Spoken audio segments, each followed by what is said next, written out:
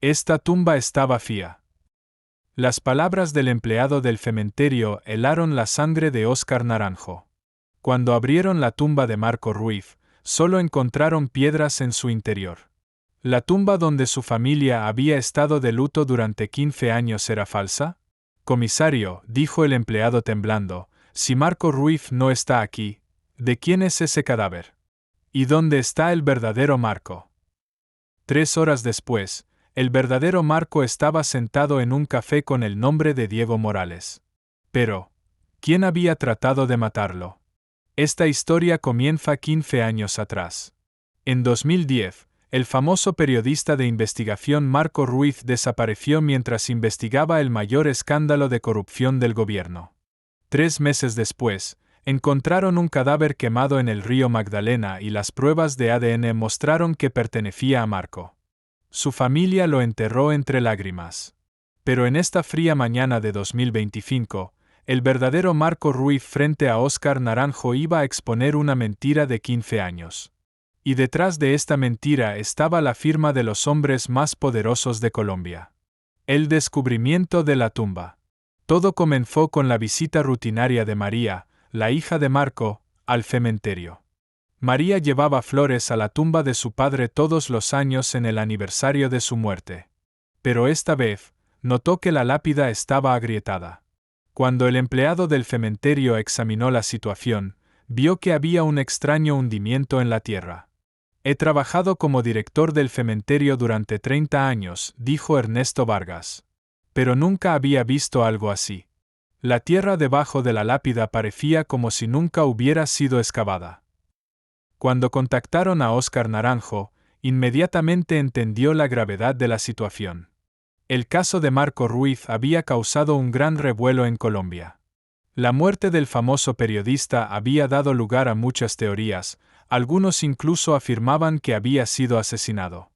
La sospecha de María estaba justificada, dijo Naranjo a los empleados del cementerio. Vamos a abrir esta tumba. El descubrimiento impactante. Lo que encontraron cuando abrieron la tumba conmocionó a todos. No había cadáver en el ataúd. Solo había piedras grandes y varios pesos. El lugar donde se suponía que había yacido el cuerpo de Marco Ruiz durante 15 años estaba completamente vacío.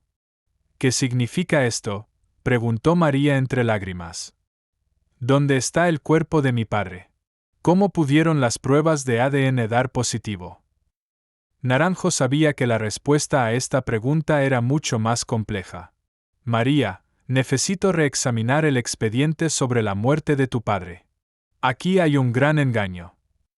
Al examinar los archivos antiguos, lo primero que llamó la atención de Naranjo fue cómo se había realizado la prueba de ADN. La prueba había sido realizada por la doctora Patricia Méndez, quien era experta en medicina forense en ese momento. Pero la doctora Méndez había muerto misteriosamente hace 10 años. La primera pista, identidad falsa. El equipo de Naranjo comenzó a reinvestigar los últimos lugares donde se vio a Marco Ruiz. Incluso después de 15 años, algunos testigos aún recordaban. Marco estaba muy preocupado en sus últimos días, dijo su antigua vecina Rosa Martínez. Actuaba como si alguien lo estuviera persiguiendo constantemente. Y un día me dijo, Rosa, si algo me pasa, dile a María que su padre era inocente. Pero la pista real vino de un lugar inesperado. Elena Morales, una camarera que trabajaba en un pequeño café en el centro de Bogotá, llamó a Naranjo. Comisario, la foto que vi en los medios, ese hombre viene a nuestro café todas las mañanas. Pero su nombre no es Marco. Dice que se llama Diego Morales. El descubrimiento del muerto viviente. Naranjo fue al café que Elena había descrito. Lo que vio allí lo conmocionó profundamente. El hombre sentado frente a él era definitivamente Marco Ruiz. Pero su rostro era completamente diferente. Había pasado por cirugía plástica, su cabello estaba cortado diferente, incluso su tono de voz había cambiado. Hola, dijo Naranjo acercándose. Usted es Diego Morales, ¿verdad? El hombre levantó la cabeza y miró. No había signos de reconocimiento en sus ojos. Sí, soy Diego. ¿Quién es usted? Soy el comisario Óscar Naranjo. Necesito hablar con usted. Había una sorpresa genuina en el rostro de Diego. ¿Conmigo? ¿Por qué? No he cometido ningún crimen. Naranjo hizo una prueba simple para asegurarse de si el hombre era realmente Marco. Diego, ¿cuántos años tiene? 42. ¿Dónde nació? En Medellín. ¿Tiene familia? Diego vaciló. Sobre mi familia, mi memoria está borrosa. Tuve un accidente hace 10 años. No recuerdo algunas cosas. Prueba de ADN y realidad. Naranjo convenció a Diego para que se hiciera una prueba de ADN. El resultado que llegó 24 horas después confirmaba las sospechas. Diego Morales era 100% Marco Ruiz. Pero el verdadero shock se experimentó cuando se comparó con María, la hija de Marco. Cuando Naranjo llamó a María y la puso cara a cara con su padre, se vivió una escena emotiva. «Papá», gritó María. «Tú eres mi padre». Pero Marco no recordaba nada. «Lo siento, señorita, pero no la conozco. Debe haber alguna confusión». La doctora Carmen Vega, especialista en neurología, examinó a Marco. «Este hombre ha experimentado amnesia selectiva», le dijo a Naranjo. «Ciertas partes de su pasado han sido completamente borradas. Esto generalmente ocurre debido a lesión cerebral traumática ¿o qué? O pérdida de memoria inducida artificialmente. Usando drogas especiales. Rastros del pasado. La única pista que quedaba del pasado de Marco era un pequeño tatuaje en su brazo. Una figura de león con las letras LV adentro. María recordaba este tatuaje. «Papá se lo hizo por mí», dijo entre lágrimas. LV son las iniciales de mi nombre. Lucía Valentina. Así me llamaba cuando era pequeña. Naranjo le mostró el tatuaje a Marco. «Esto no le recuerda nada». Marco miró el tatuaje durante mucho tiempo. Por un momento, apareció indecisión en sus ojos. «No sé por qué, parece familiar. Pero no recuerdo por qué». Esta pequeña reacción le dio esperanza a Naranjo. La memoria de Marco no había sido completamente borrada. Solo estaba oculta. El secreto de los años perdidos. Naranjo comenzó a investigar los últimos 15 años de Marco. La vida que había vivido con el nombre de Diego Morales parecía bastante ordinaria. Trabajaba en una pequeña firma de contabilidad, vivía solo en una casa modesta. Pero los vecinos dieron detalles sorprendentes. «Diego era muy extraño», dijo su vecina Carmen Gutiérrez. De vez en cuando se despertaba por las noches gritando. Como si tuviera pesadillas. Y nunca leía periódicos. Decía, «Las noticias me entristecen». Aún más interesante era que Marco nunca había ido a controles médicos. No había aparecido ante ningún médico durante 15 años. «Tengo miedo de los doctores», le decía a todos. El primer flashback. Mientras trataban de acostumbrar gradualmente a Marco a su vida anterior, llegó el primer punto de quiebre. Naranjo lo había llevado al edificio de su antiguo periódico. Cuando Marco vio el edificio, de repente se detuvo. «El interior de este edificio, siento como si lo conociera», dijo temblando. «¿Lo recuerda?» «No, pero siento como si hubiera caminado por estos pasillos».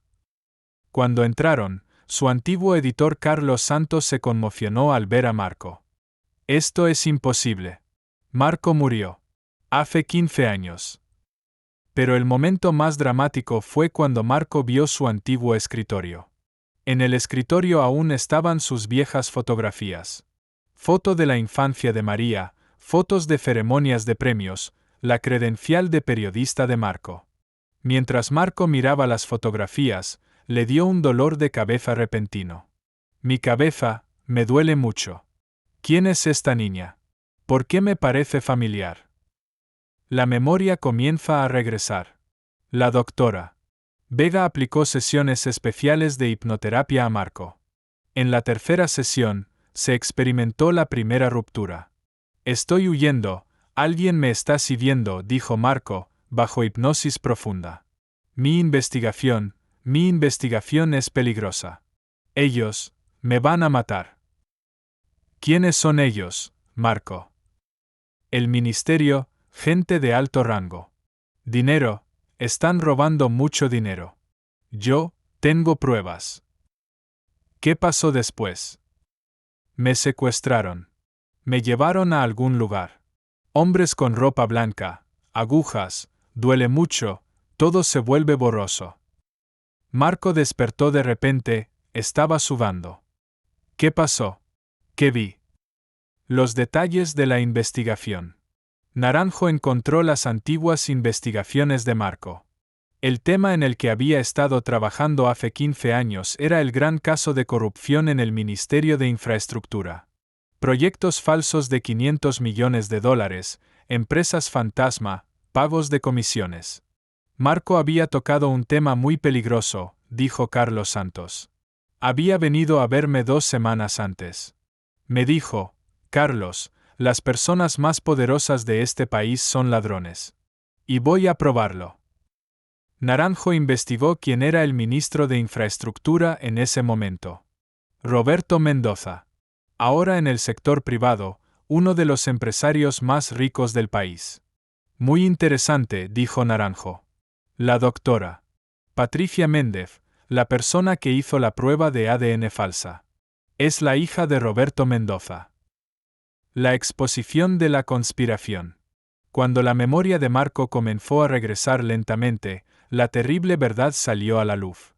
Hace 15 años, Marco, que estaba a punto de completar su investigación, había sido secuestrado con una redada domiciliaria. Tenían que matarme, dijo Marco, mientras las piezas comenzaban a encajar. Pero alguien sugirió un plan diferente. Matarlo lo convertiría en mártir. Si lo mantenemos vivo y borramos su memoria, lo habremos silenciado para siempre. Los detalles del plan eran impactantes. Secuestrar a Marco. Intercambiar el ADN de otro cadáver con el de Marco. Probar su muerte con una prueba de ADN falsa. Aplicar un procedimiento experimental de borrado de memoria a Marco. Darle una nueva identidad y hacerlo vivir en una ciudad diferente. ¿Por qué no me mataron?, preguntó Marco. Porque tu muerte habría atraído más atención, dijo Naranjo. Para ellos era más seguro mantenerte vivo y silenciado. La identificación de la banda de conspiración. La investigación de Naranjo reveló cuán grande era la conspiración. Roberto Mendoza, ex ministro de Infraestructura, planificador principal. Doctora Patricia Méndez, experta en medicina forense, realizó la prueba de ADN falsa. General Carlos Rueda, procedimiento de borrado de memoria en hospital militar. Juez Fernando Torres, aprobó el certificado de defunción. Director del cementerio Luis Vega, organizó el funeral falso. 5 personas construyeron un engaño de 15 años para silenciar a un periodista, dijo Naranjo. Y casi tuvieron éxito. El detalle olvidado. Pero cuando la memoria de Marco regresó completamente, recordó un detalle importante. Las pruebas de su investigación aún estaban escondidas. Los documentos, los puse en un lugar seguro. Caja de seguridad del banco. Usé la fecha de nacimiento de María como contraseña. Cuando abrieron la caja de seguridad del banco, salieron documentos que resolverían el misterio de 15 años. Facturas falsas, registros de pagos de comisiones, notas escritas a mano por Roberto Mendoza. Estos documentos, dijo Naranjo, son suficientes para condenar a Roberto Mendoza a 40 años de prisión. Tiempo de ajuste de cuentas. Cuando se inició la operación para arrestar a Roberto Mendoza, el hombre se conmocionó. Esto es imposible. Marco Ruiz murió. Hace 15 años. No, Roberto, dijo Naranjo. Marco está vivo. Y recuerda todo. Cuando se encontró cara a cara con Marco, Mendoza se derrumbó. Tú, muriste.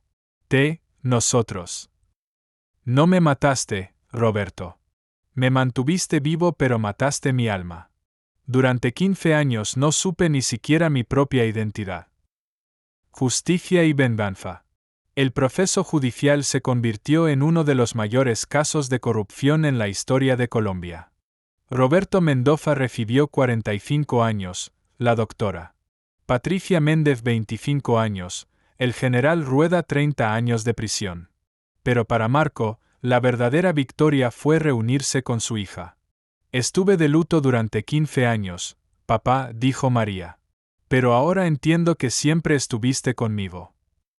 Yo también te llevé siempre en mi corazón, dijo Marco. Aunque no recordara, te sentía. El precio de los años perdidos. Marco demandó compensación por los 15 años perdidos. El tribunal decidió pagar un total de $10 millones en compensación. Pero la mayor ganancia de Marco fue regresar al periodismo. Esta vez, estaba escribiendo su propia historia. Su libro titulado Estar muerto durante 15 años, la historia de pérdida de memoria de un periodista, se convirtió en un bestseller. La investigación profunda del caso. Pero la historia no terminó con el arresto de los conspiradores principales. Cuando Naranjo profundizó en la investigación, descubrió que la red de corrupción era mucho más extensa de lo que inicialmente habían pensado. La investigación reveló que Roberto Mendoza no había actuado solo. Era parte de una red internacional de corrupción que operaba en múltiples países de América Latina. Esta red, conocida internamente como la Hermandad, había estado operando durante más de 2 décadas, sobornando funcionarios, manipulando licitaciones públicas y eliminando periodistas y activistas que se acercaban demasiado a la verdad. Los documentos encontrados en la caja de seguridad de Marco revelaron conexiones con empresas en Panamá, bancos en las Islas Caimán, y operaciones de lavado de dinero que involucraban más de $50.000 millones a lo largo de los años. No era solo un caso de corrupción nacional, era parte de un esquema global de saqueo de recursos públicos. Las otras víctimas. La investigación también reveló que Marco no había sido la única víctima de este elaborado sistema de silenciamiento. En los últimos 20 años, al menos otros 12 periodistas y activistas habían desaparecido o muerto en circunstancias sospechosas, solo para descubrir años después que algunos habían sido sometidos al mismo tratamiento que Marco. El caso más impactante fue el de la periodista Elena Vázquez, quien había estado investigando contratos fraudulentos en el sector salud. Su familia había creído durante 8 años que había muerto en un accidente automovilístico. Pero los documentos de Marco llevaron a su descubrimiento en una pequeña ciudad costera, viviendo bajo el nombre de Carmen Delgado, trabajando como bibliotecaria sin recordar su vida anterior. También estaba el activista ambiental Carlos Herrera, quien había estado luchando contra la minería ilegal. Su familia lo había enterrado después de que encontraran un cuerpo irreconocible en una mina abandonada. Pero estaba vivo, viviendo como pescador en un pueblo remoto, su memoria de la lucha ambiental completamente borrada. El laboratorio secreto. La investigación llevó al descubrimiento del lugar donde se realizaban estos procedimientos de borrado de memoria. Era un laboratorio secreto, disfrazado como clínica de rehabilitación privada, ubicado en las afueras de Bogotá. Allí, neurocirujanos corruptos habían estado experimentando con técnicas avanzadas de manipulación de memoria durante años. El doctor Raúl Moreno, director del laboratorio, había desarrollado un protocolo que combinaba cirugía cerebral mínimamente invasiva con drogas experimentales para borrar selectivamente memorias específicas. No queríamos convertirlos en vegetales, confesó durante su interrogatorio. Queríamos que siguieran siendo personas funcionales, pero sin los recuerdos peligrosos. El laboratorio había sido financiado con dinero desviado de proyectos de salud pública, y había operado bajo la fachada de investigación legítima sobre el tratamiento del trauma. Los registros mostraban que habían tratado a más de 30 personas en los últimos 15 años, no solo periodistas y activistas, sino también testigos de crímenes importantes y ocasionalmente, miembros de la propia organización que sabían demasiado. La red internacional. Lo que más alarmó a las autoridades internacionales fue el descubrimiento de que este método de silenciamiento se había exportado a otros países. La hermandad había entrenado equipos en México, Venezuela, Brasil y Argentina. En cada país, habían establecido laboratorios similares y habían profesado a periodistas y activistas locales. El caso llevó a una investigación internacional coordinada por la OEA y respaldada por la ONU. Se descubrió que más de 200 personas en toda América Latina habían sido víctimas de este sistema, la mayoría de ellas aún viviendo bajo identidades falsas, sin saber quiénes habían sido realmente. El despertar masivo. El descubrimiento del caso de Marco desencadenó lo que los medios llamaron el Gran Despertar. Familias de toda América Latina comenzaron a presentarse con casos similares. Personas que habían desaparecido años atrás fueron encontradas viviendo vidas completamente diferentes, sus memorias alteradas, sus identidades cambiadas. El proceso de reunir a estas familias fue tanto alegre como traumático. Muchas de las víctimas, como Marco, experimentaron periodos de confusión severa mientras sus memorias reales luchaban por emerger. Algunas nunca recuperaron completamente sus recuerdos, pero pudieron ser reunidas con sus familias basándose en evidencia de ADN y testimonios familiares. El juicio del siglo. El juicio que siguió fue denominado el juicio del siglo por los medios internacionales. Más de 150 personas fueron procesadas, incluyendo expresidentes, ministros, generales, jueces, médicos y empresarios. El caso se extendió por 3 años y resultó en condenas que totalizaron más de 2,000 años de prisión colectiva. Roberto Mendoza, como cerebro principal de la operación, recibió 3 cadenas perpetuas consecutivas. Pero quizás más significativo fue el establecimiento de un fondo internacional de reparaciones que proporcionó no solo compensación financiera, sino también tratamiento médico especializado para todas las víctimas. La transformación de Marco. 3 años después de recuperar su memoria, Marco se había convertido en el símbolo internacional de la lucha contra la impunidad. Su testimonio ante la Corte Internacional de Justicia fue visto por millones de personas en todo el mundo. Me robaron 15 años de mi vida, testificó. Pero lo más cruel no fue el tiempo perdido.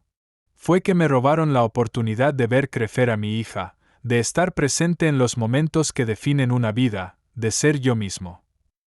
Su trabajo periodístico sobre el caso había evolucionado hacia una investigación global sobre sistemas de opresión y silenciamiento.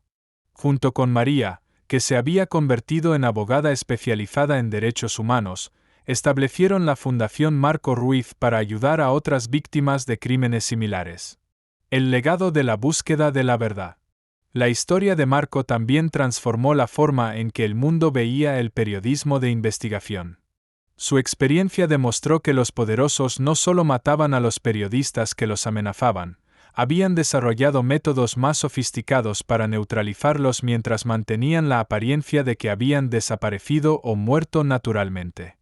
Esto llevó al desarrollo de nuevos protocolos de seguridad para periodistas de investigación, incluyendo sistemas de verificación regular de identidad, documentación segura de evidencia en múltiples ubicaciones, y redes internacionales de apoyo que podían detectar cuando un periodista había sido procesado por estas redes. La recuperación familiar. La relación entre Marco y María también se convirtió en un estudio de caso sobre cómo las familias pueden sanar después de trauma extremo. María había pasado sus años formativos sin padre, creciendo con la sombra de su muerte prematura. Cuando lo recuperó, tuvo que aprender a relacionarse con un hombre que era su padre biológico pero que tenía 15 años de experiencias completamente diferentes. Fue como conocer a mi padre por primera vez, reflexionó María años después. Tenía que aprender sus nuevos hábitos, sus nuevos miedos, sus nuevas fortalezas.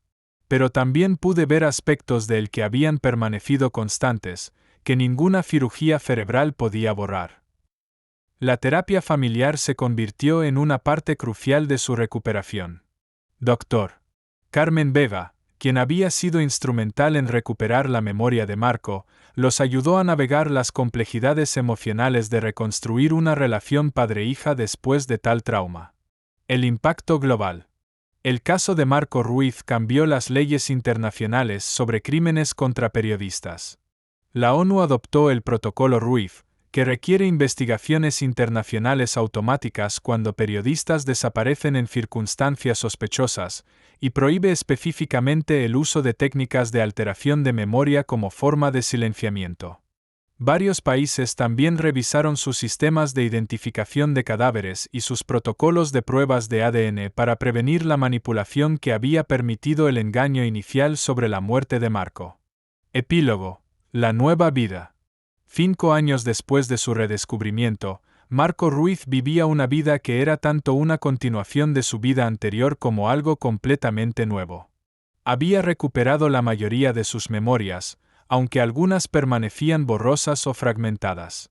Pero había encontrado paz en aceptar que era tanto el Marco de antes como el Diego que había sido durante 15 años. No reniego de los años como Diego, reflexionó en una entrevista. Esa persona también era real, también tenía valor. Era una versión de mí que había sido creada por el trauma, pero que también había encontrado formas de sobrevivir y hasta de encontrar momentos de felicidad. María se había casado y tenido hijos, y Marco finalmente había podido experimentar ser abuelo. Mis nietos no conocen la historia completa todavía, dijo. Para ellos, soy simplemente el abuelo que cuenta historias increíbles y que a veces se olvida de cosas, pero que los ama incondicionalmente. La lección final. En su discurso final ante la Corte Internacional, Óscar Naranjo resumió la lección más profunda del caso. Este caso nos enseñó que la verdad es como el agua, siempre encuentra una manera de filtrarse, sin importar cuántas barreras construyan para contenerla. Marco Ruiz no estuvo muerto durante 15 años. Su cuerpo vivía, pero su identidad había sido secuestrada.